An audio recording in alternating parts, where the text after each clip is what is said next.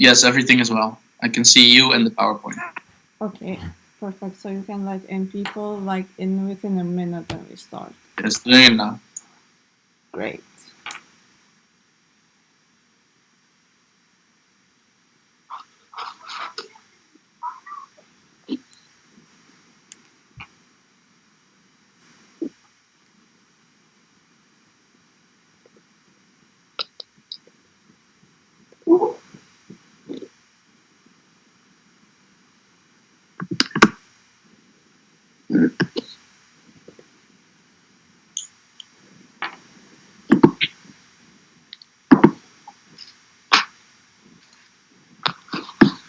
Okay, everybody is in now. Excellent. Okay, welcome everybody to the session on Europe, Western Balkans, COVID, and mainly the impact of COVID-19 on the Western Balkans. So, firstly, to start like with some technical guidelines because it's quite complicated to host a webinar while we have like lots of participants. So, just like to make some rules clear. For the ones that have joined the meeting via team meetings, then please do turn off your microphone, because if your microphone is on, then afterwards the other like participants might not be able to hear me as well as you can hear me. For the participants that join via team meetings, also like please like bear in mind that you can ask questions at the end, but those questions at the end of course like will be via audio, and depending on your preference you can present yourself when you ask the question, or you don't need to present yourself. uh, for the ones that are joining via the YouTube channel, the YouTube channel link is online and it's on the ACSS website. So it's on the Live Stories channel. And please follow the link that is online. Otherwise, the questions there, I will only like take them via the YouTube chat because I cannot hear you. But then please bear in mind that the audio questions will have priority over the chat questions. For all of the participants, like in both platforms, like it's important to understand that this is an open lecture, and as an open lecture, it will be recorded and afterwards like posted online. So please like keep in mind also like when for instance like the questions are asked and so on. Sometimes if you have questions that require more in-depth answers, please do not hesitate to email me. You can you will find my email address online as well. um, uh, Questions that will be regarding like the security risks more in depth or so on, I'll be happy to answer them. um, okay, I think we covered everything regarding the the technicalities of the talk. So now let's continue like with the presentation itself. Hopefully this will last like around half an hour, and then like we can, or perhaps even longer depending like on how important it is. So I hope that everybody like can stay put, and despite that it's probably lunchtime and everybody's having lunch as well. First of all, I would like to ask you. I would like to ask you, like, to think why are we discussing about Western Balkans, and this is like very important, I think, because first of all, like it's important from the perspective of the Western Balkans, but also from the perspective of Europe. Like the pandemic of COVID-19 has impacted like both the developed and the developing countries in the same way, more or less. Of course, the responses have been different. So the responses like in the Western Balkans have differed a lot, like for instance from the Western European states, because they have taken stricter measures. For instance, like most of the states, they have instated the emergency status, and some of them also, some of them except Montenegro, Montenegro has not done so. So I think that's very, very interesting to start with, that the measures firstly like were very different. Like from the beginning, like they have stopped the traveling. They have also like created a ban on traveling, and also on freedom of movement. Curfew has been instated as well. So many of the measures have been different from some of the Western European states. For instance, like Netherlands, which has taken, from that perspective, a more lenient approach. When it comes to the number of the infected individuals, and also the death rates, Serbia has the highest, and then followed by Bosnia, North Macedonia, Albania, Kosovo, and the lowest affected country is Montenegro. The numbers are higher than 2000, for instance, for Serbia, which has been highly impacted by COVID-19. The main question now is how will this actually impact the region? Because COVID-19 is a pandemic that has actually impacted all of the world. But then also, how will it impact the region in transit that is choosing between autocracy or democracy? According to the recent Freedom House report, 2 of the countries in the region have already been considered as not any longer as democratic. Those are Serbia and Montenegro.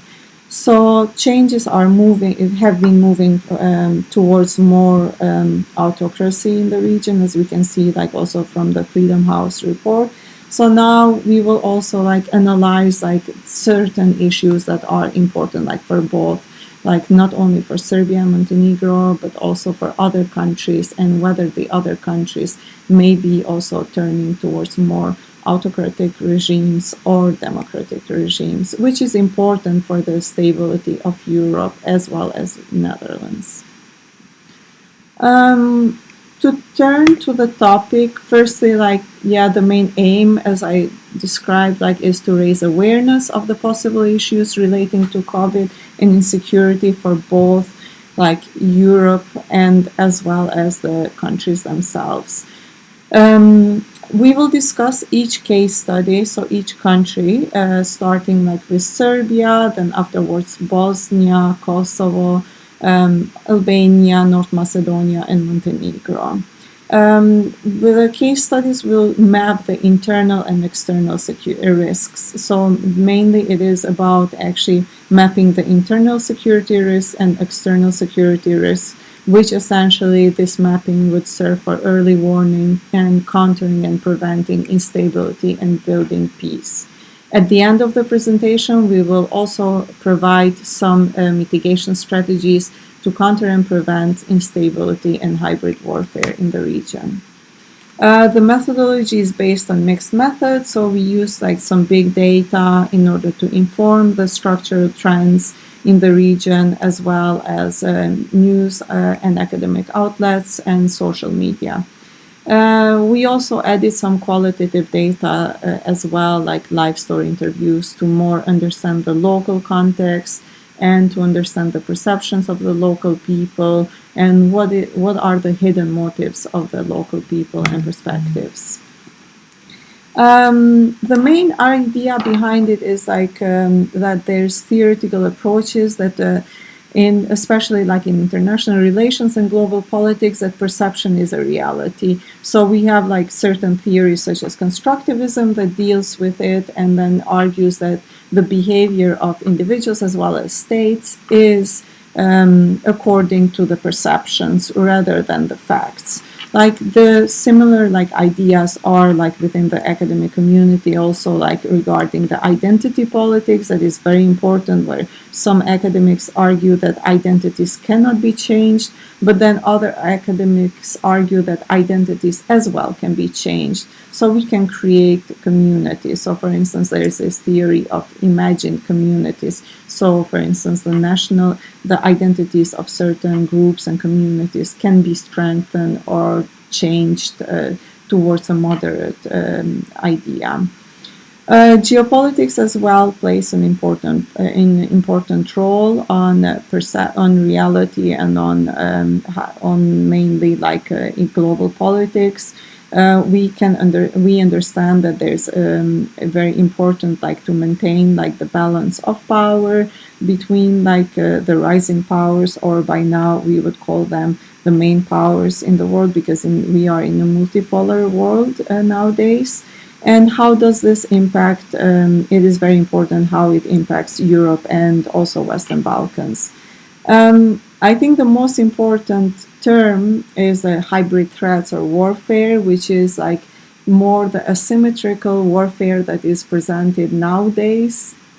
And the asymmetrical warfare is mainly like based on the idea of changes on the warfare. We have changed from the traditional warfare to more hybrid warfare, which aims to destabilize the countries, to undermine countries, the trust in those countries via different tactics, like to distort, to dismay different countries, but also like to create like gray operations that are under the legal threshold, therefore they cannot be easily traceable and identifiable to the target source. This is like, we would call it, this is a new modern warfare, and this is much more difficult to be fought because it's new and it's changing and it's very cheap, and many other countries are using it. So for instance, Russia is known for it, but also like other countries, which could be also like China considered as such. Now to start like with threats within the Western Balkans. So what are the main threats in the Western Balkans? We have like 6 main countries that we will analyze in the Western Balkans, and we will firstly start with Serbia. When we look at the internal security and internal security of Serbia, I think it's important like to look at different domains of the progress of the state. We will look at the political, legal, security, economic, and societal. Politically, in Serbia, for instance, it has been considered that the country has moved for the first time since 2003 from a democratic country to an autocratic country, according to the Freedom House report. Also, we understand that, for instance, the European Commission reports have been also critical towards like the Serbian system, towards political orientation of Serbia. Especially, for instance, it was visible when they discussed like the freedom of press and freedom of media. At the same time, like what is very interesting also to analyze that during COVID-19, Serbia has taken many measures that have been considered by many countries or journalists like internally not adequate. For instance, the lockdown has created lots of criticism among the communities within Serbia, and because the lockdown has been like complemented with many arrests and also with many trials. And those trials essentially led to fines, to punishments that are very severe, sometimes up to 8 years. And that was very problematic. So the civil society has rejected the lockdown measures that have been taken by the state of Serbia, even though it is under emergency. There has been also like high criticism about like surveillance and about violations of privacy data, especially like from the individuals that have been infected, because they are being like traced by GPS, but also they are being like checked in person by the police. So also legally, as you can see, like there's a backward impact in this because of COVID-19 in Serbia. Um, Moreover, like we can discuss more about the security risks. About the security risks, like from the former studies of the former years, like we know that the internal situation in Serbia has been highly problematic. So, for instance, the internal situation, like when we discuss, for instance, the minority rights, there have been claims from, for instance, the Albanian minority rights, like in the south, that they have been declared stateless. Then afterwards, like you have had also like certain areas, such as in Novi Sad and so on, like for requesting for independence. Some voices here and there, as well as you have had like other security threats that are, I think, important to discuss. One of the biggest security threats that is impacting, I think, Serbia and generally, I think, the region, as well as it's increasingly related to Europe, is far right. When we discuss about the far right, we mean mainly like we discuss like mainly like the far right extremist groups that are promoting anti-democratic principles.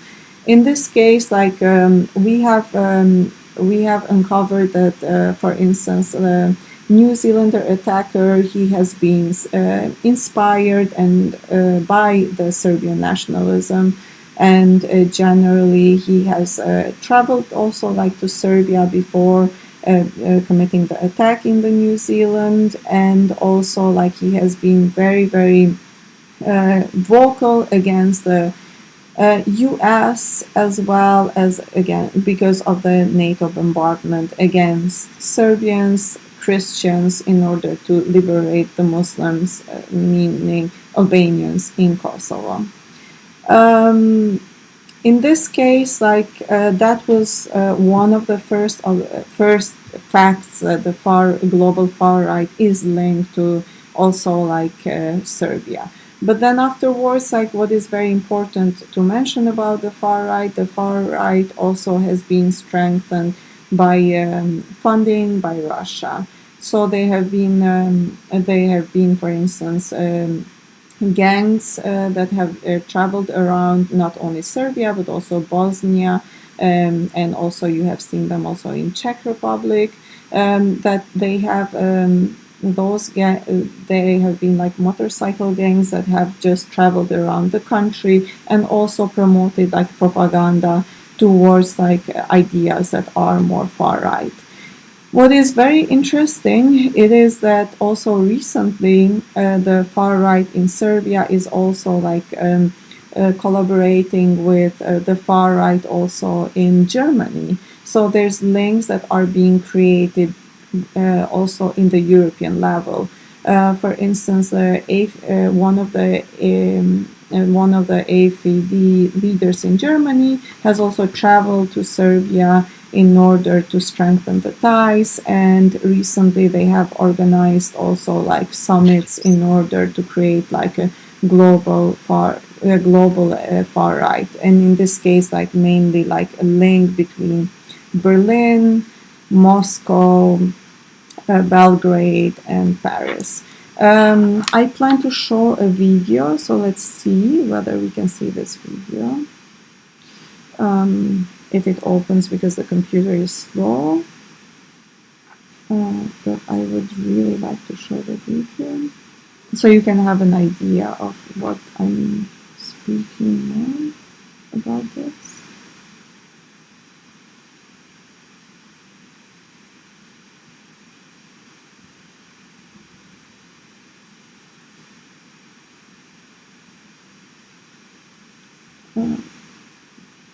Okay, I think because I'm streaming in both YouTube and also Microsoft Teams, this is that would be difficult to show it would be difficult to show the video.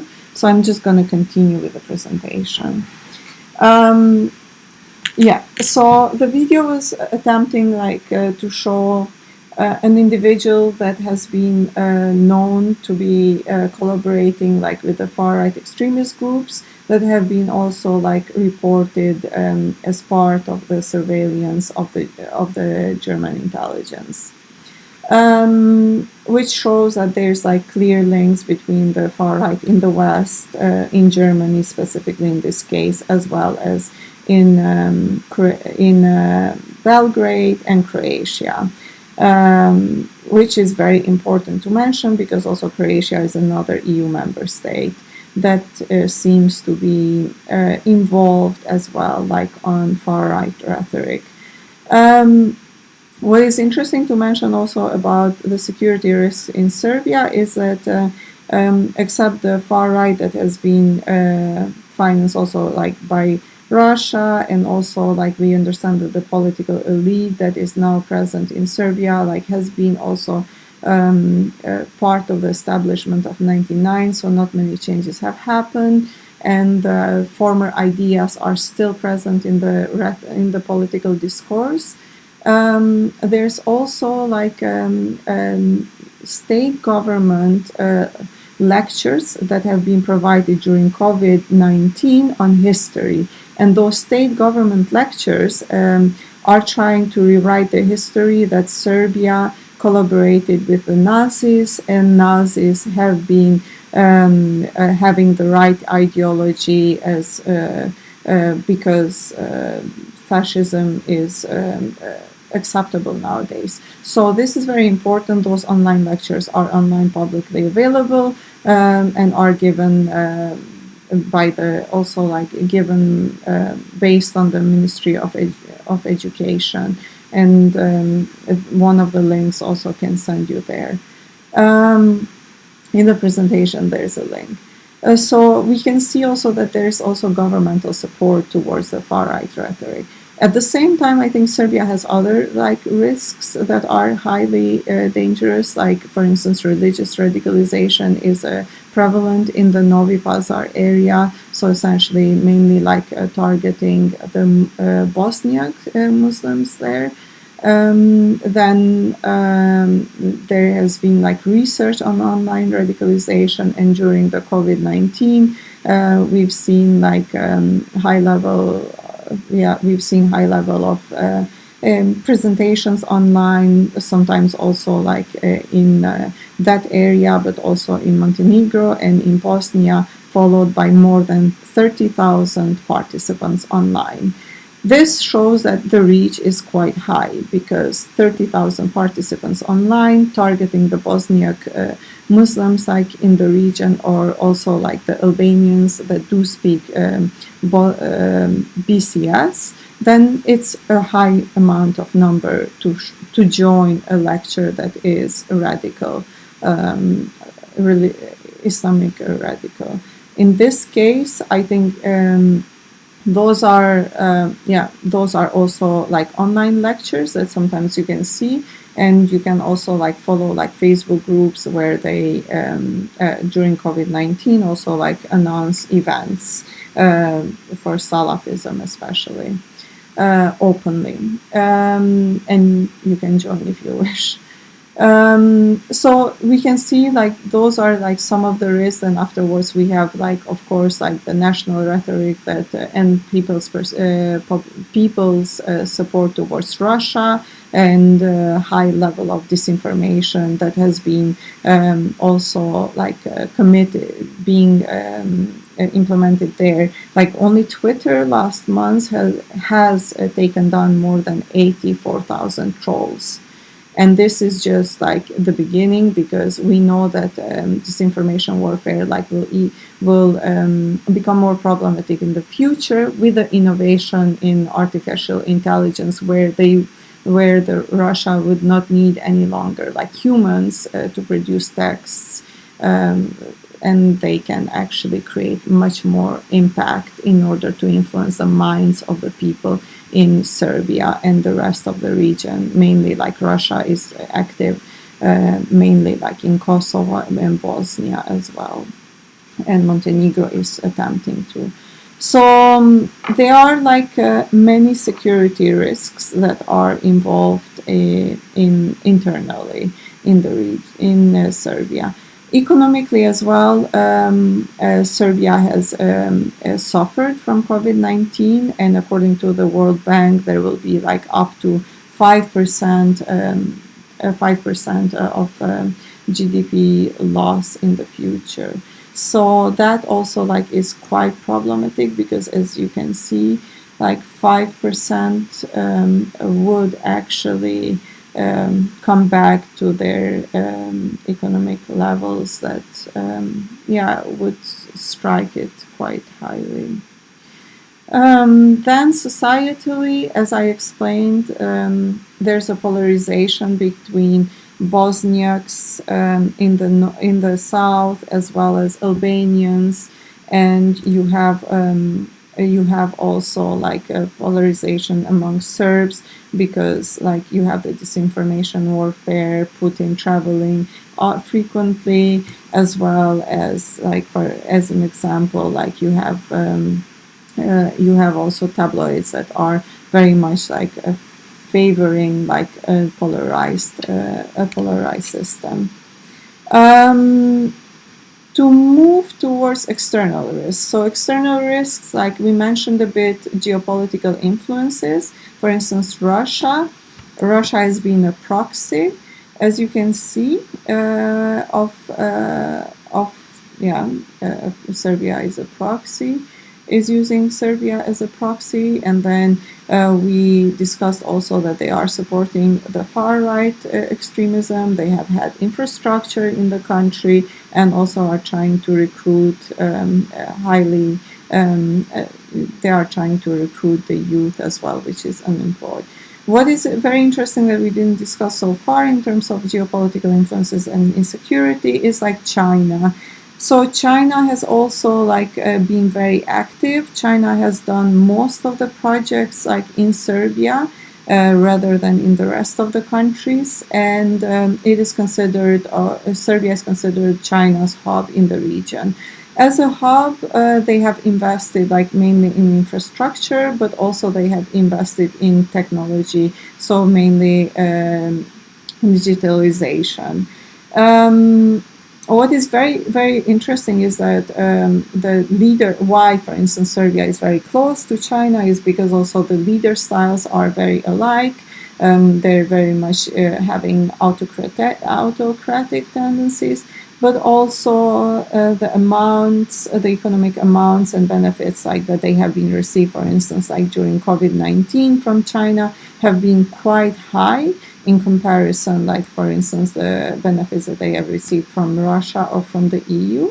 And also the recipients, so for instance, the ceremony that was held when China brought six medics in Serbia, was that the Vucic kissed the flag of China. So this actually shows that there's a strengthened relation, like during COVID-19, also between China and Russia. We already know that in terms of insecurity, like China is assisting also Serbia to take control of the state, to create a surveillance state, because they have also a new program that they call TAC. It's supposed to give like 250 cameras in Belgrade, but also like it's initially in order to fight crime. But then the final usage of the data by those cameras that probably will be added in the future to fight crime,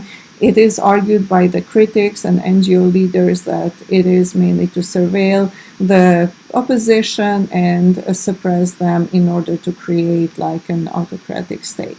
Then we have also Turkey that is using like the minorities, mainly by engineering and working with their Muslim identities. Like Sanjak region, for instance, requested aid by Turkey, as well as the rest. So what does this mean actually, like for Europe, the EU and NATO?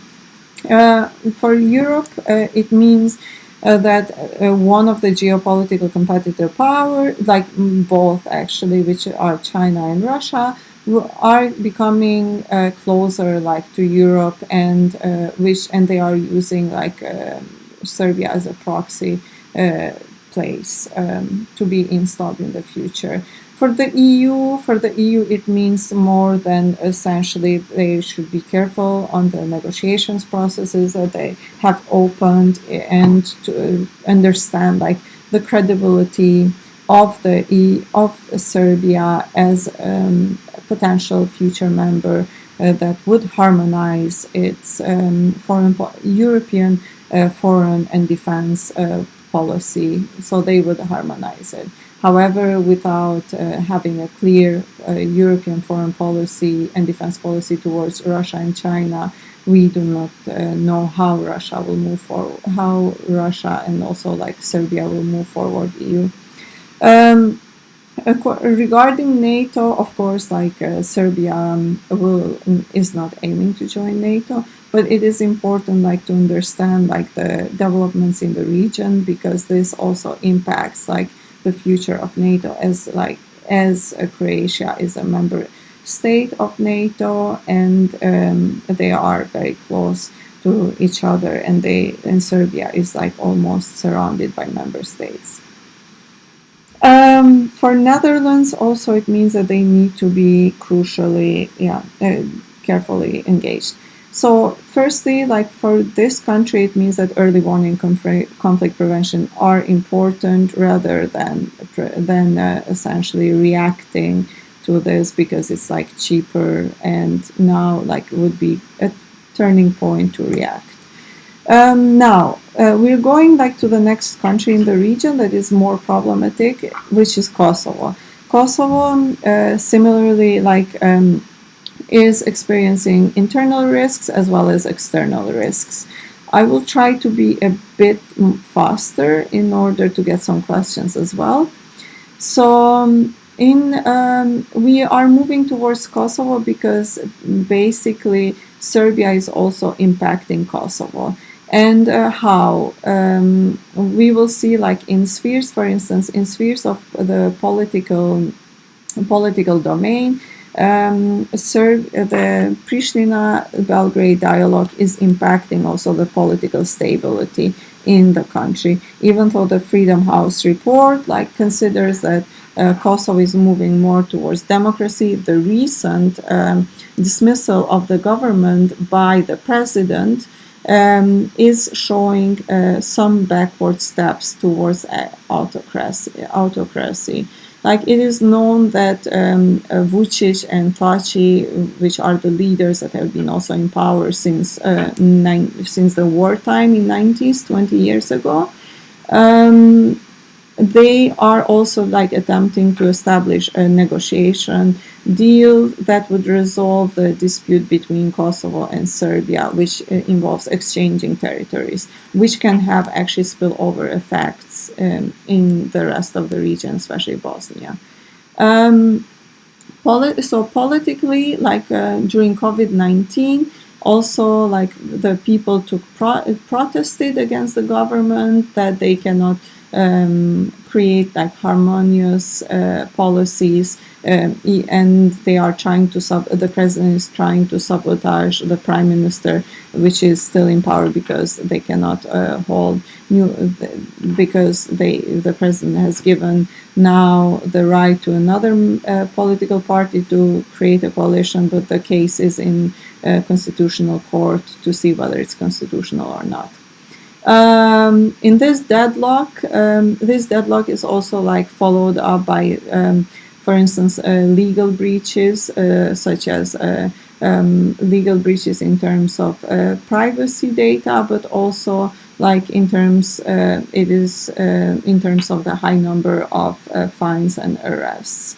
The security situation in this case also is worsening because of mainly COVID-19. You can see that the Republic of Kosovo is attempting to arrest certain journalists, like in the north, that are with Serbian background, and the the intra-ethnic rivalry is being pursued by both, like by Serbia, but also by Kosovo.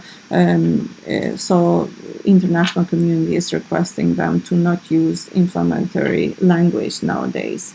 And to focus on COVID-19 rather than use journalists in order to promote this intra-ethnic rivalry.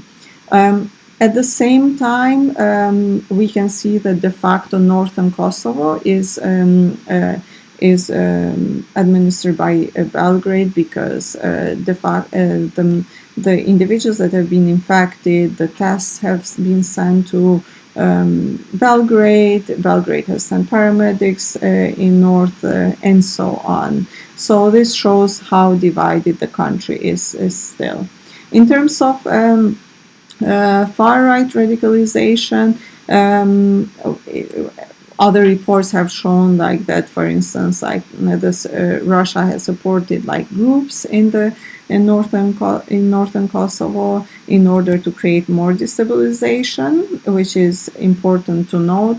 And they went even so far to use like a covert operation where they two Russian officials working under United Nations mission were stalling an organized crime arrest done by the Republic of Kosovo authorities, the police in the northern area. So this shows like how much like Russia is interested to actually destabilize Kosovo, but also maintain the status quo that the northern area should be remain lawless and also like highly controlled by Belgrade.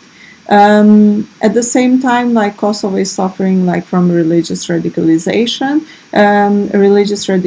Kosovo has produced more than 300 foreign fighters to Syria and Iraq. They have also had high amount of returnees, like more than 100, which is the only country so far in Europe that received so many returnees. Economically, of course, they are also like going backwards. You can see here like 5% of their GDP is predicted, according to World Bank, to go further low, which means that it might go economically. Kosovo might go to almost the war state levels of economic growth, which is very problematic, I think, because that can create further migration to Europe and refugees. External risks, we will focus. Russia, I mentioned some of their, I think, hybrid warfare tactics that they're using there. Turkey is trying to re-engineer the society as well by using like a religious identity. Gulf countries are very active, or individuals that are promoting certain types of religious radicalization. Some of the individuals that traveled, for instance, to Syria and Iraq, they both like were listening to Turkish, but also like Gulf countries imams, so we don't know like whether Turkey also has been involved in that. China is involved in creating further infrastructure like Russia in the northern area of Kosovo. The impact for Europe, the EU and NATO is that, for instance, if we look at the NATO intervention in 1999, it costed more than $4.3 trillion.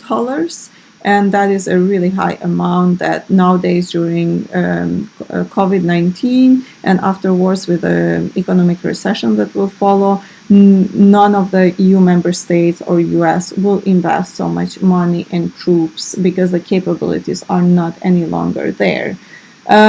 This also creates like further like implications for NATO because Kosovo has created its own Kosovo security force, which essentially is calling like for KFOR to leave. However, KFOR's role is very prevalent, as you can see from the high amount of security risks that derive like from far-right religious radicalization, the role of Russia in the region, and also like other Gulf and Turkish individuals and governments. So it is very important for NATO to remain in the country in order to serve as deterrent, and the EU as well, like to open the negotiations. the the risks are kind of similar also in Bosnia and Herzegovina. Like politically, we know that it's considered an autocratic state because we have three political areas that are ethnically divided. Croatians are very much like leaning towards Croatia, that is like moving like more towards nationalistic rhetoric. Then Bosniaks are leaning more towards Turkey, and then we have like the Serbs that are highly influenced by Belgrade, like Milorad Dodik, as well as by Russia. For instance, like in order to strengthen the boost of Milorad Dodik, that is influenced by Belgrade, like Russia has conducted like many actions to strengthen his electoral vote, and he has been in power for a very long time. He is known to be used like by Russia for their own political purposes. Dodik is, for instance, nowadays like stalling the NATO's stalling the action plan for NATO as well. Politically, he is attempting to, during COVID-19, he has, for instance, like created his own measures for Republika Srpska, whereas the Federation has followed other measures. This just shows how politically unstable the country is and hasn't moved forward since 20 years. Legally as well, there has been during COVID-19 like lots of surveillance and also like cases and arrests on disinformation in this case. Security-wise, I think there have been reports for both. That the far right has strengthened, for instance, especially like in Prijedor area, as well as in other towns, like which is like mainly like covering like Serbians and Croatian ethnic Serbians and ethnic Croatians living in Bosnia. Then, in terms of religious radicalization, also Bosnia has been like one of the countries that has produced high amount of foreign fighters, more than 100, but also they received many before, and those are only numbers that they are not sure. The estimations are higher. Religious radicalization remains very active there as well, like during COVID-19, because there's like sermons online that are given by radical preachers.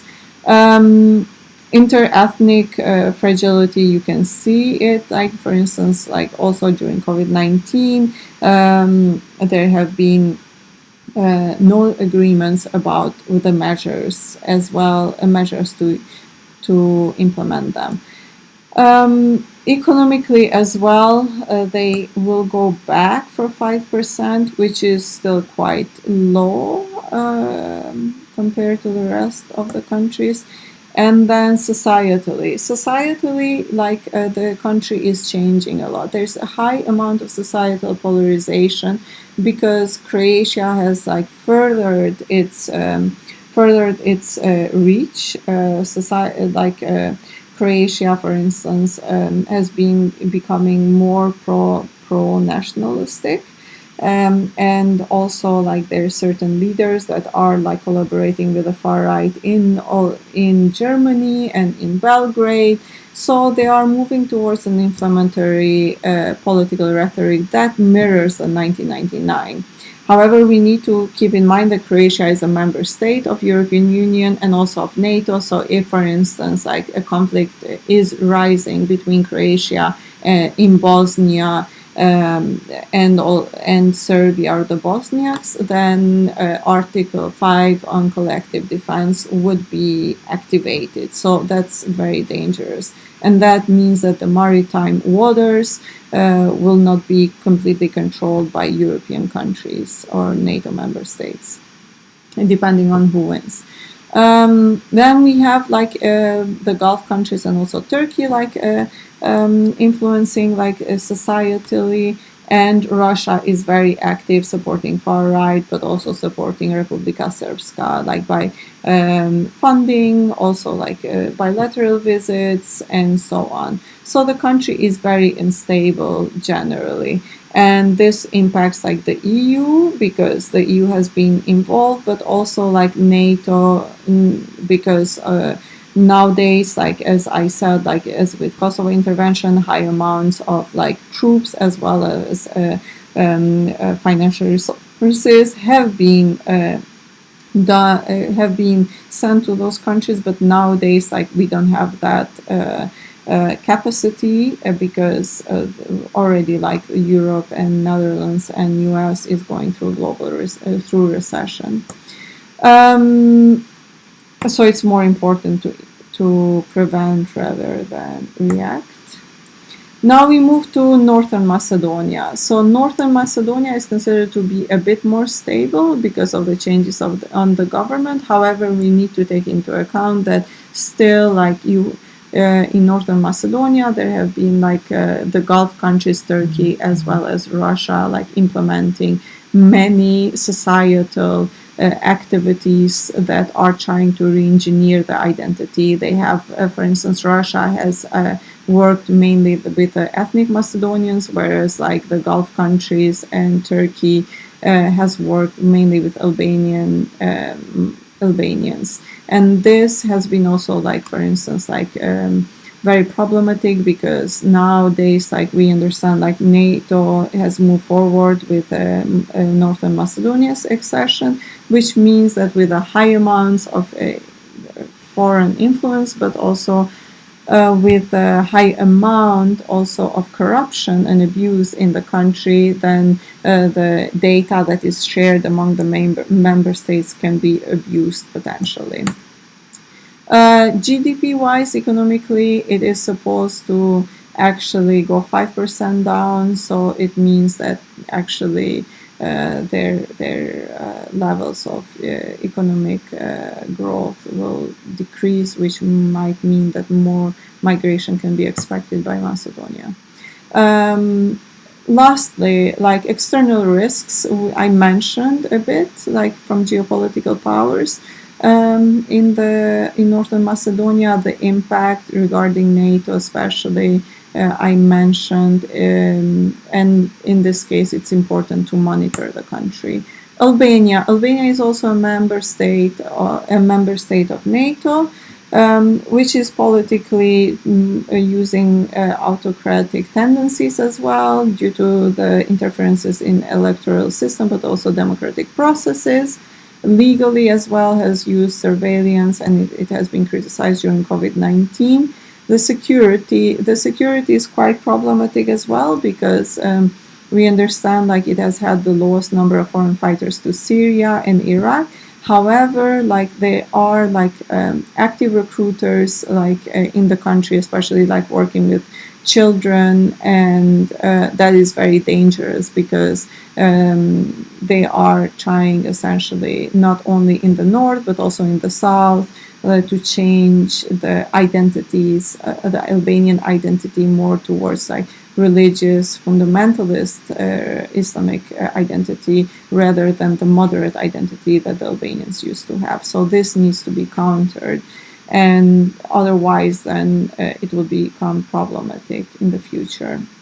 Albania is also known to be highly corrupt, and organized crime is quite high, so it's important also to understand that abuses in the system, for instance, like for NATO, might be problematic because we have seen an incident where the data was publicly made available of individuals working for the missions, and those kind of leaks can cause damages in long term to NATO. External, like economically, it will also like be hit. External risks, so I mentioned most of them, but Russia is trying also like to influence political leaders. Turkey, for instance, has influenced political leaders that it's like unprecedented in history. Turkey has established a memorial in Tirana, commemorating the fallen victims from the revolution in Turkey. This is very problematic because this also implies that they are considering Albania as a Turkish land. Therefore, they are using their own home memorials, as in Turkey, also in Albania. It's important to understand those, especially like the economic downturn, because we know that migration might increase, and with migration also we might have further organized crime. Lastly, Montenegro. Montenegro politically, as I said, is considered now an autocratic state from or a hybrid regime, which is not democratic, from Freedom House. There have been lots of criticism regarding the legal situation, treatment of freedom of expression, freedom of movement, the high number of arrests, and other measures. Security-wise, organized crime is very high, but also like religious radicalization. Communities are very active. The Serbian also far right is being active, the same like promoted by Russia, but also by the Serbian Orthodox Church. Serbian Orthodox priests have been the only ones that have also asked to not respect the rules of COVID-19 and the measurements. Montenegro's like growth will decline for 5% as well, which is like very low. So it means very high. So it means that the country might actually have problems, especially like with paying back China for the infrastructural highway that they have signed a deal, and that might actually create a debt trap in Montenegro. The debt trap also it could be also in the port that has been bought by China, where there's a clause that if Montenegro cannot pay then for 90 years, the port can be used by China, which means that China will in turn receive a military strategic point like in Adriatic Sea, which is very problematic as China nowadays considers Europe and the West as competitor. Russia at the same time attempts to intervene, as I said, via the Serbian Orthodox Church, but also via their own individuals. And you have Europe. It could impact Europe because in long term, as a NATO member state as well, the high corruption and abuse might also impact, for instance, the intelligence sharing of NATO member states. Okay, to conclude, we could see also far-right links with the rest of the European countries, like for instance with Germany, and there's also Bulgaria, Croatia, and so on. So there's a trend that most of the states during COVID-19, like also in Europe, it's showing they are using more the far-right rhetoric. So is Europe re-extremization? And is Russia and China actually winning in Europe, which they are aiming to undermine the competitor to create more destability and perhaps move away from the idea of the European Union that exists today. Conclusions. The internal risks, we mentioned that they are quite high in the Western Balkans in terms of radicalization, organized crime, democratic deficit, deepening of frozen conflicts, human rights violations, economic slowdown, and identity reengineering. External risks have been strengthened and have been seen by the aids that have been given, mainly by China, Russia, Turkey. They are using mainly debt trap, disinformation, societal reengineering, radicalization, and all those lead to hybrid warfare in the region. So it's important that mitigation strategies are used to defend Europe, NATO, and the EU by preventing and countering instability in the region, to counterbalance geopolitical competitive powers and increase stability. So we can prevent further refugees, for instance, to Europe, and also like essentially a new potential conflict, like for instance in Bosnia or Kosovo. Uh, Mitigation strategies. There's mitigation strategies that can be done in order to prevent this instability in 5 domains. In political domain, it's important to strengthen critical academics and provide use credible voices. In rule of law domain, it's important to fight against corruption, so then you win the hearts and minds of the people. As if a European nation state is attempting to fight corruption, then this actually resonates a lot with people. And the people are tired of the corruption in the state and of the same political elites. So then essentially a change may follow up if you win the hearts and minds of people. Security. You first, as security as a state, one can actually monitor the strategic risks for early warning and prevention strategies, like by different geopolitical powers, but also internal risks. So external risks by geopolitical powers, but also internal risks like based on different domains of the state. It's important to strengthen KFOR and EU4 with more troops, consider sanctions for arms export, provide education in prison in order to prevent further radicalization, separate terrorists from organized crime prisoners, because that can create like another complex phenomena within the prisons that can actually destabilize those countries. Strengthen border control and create military and security partnerships. Navy as well is important to be incorporated in order to raise awareness of the potential scenarios in the Western Balkans. And you need to create an assessment of credible leaders in the country, because they have been highly influenced by geopolitical powers, either Russia, China, or the Gulf countries, which are essentially working against the democratic liberal states and regimes. Economically, it's important to invest further in rural areas to win the hearts and minds of the people. And societally, it is very important to actually have some strategical communication campaigns to promote peaceful coexistence, interethnic but also religious. And also to create some videos, because videos can influence more the local communities, and also to reach essentially individuals that are in rural areas. Those are, and then there's certain conditions, but I think I will stop here and I will take some questions now. Can everybody hear me?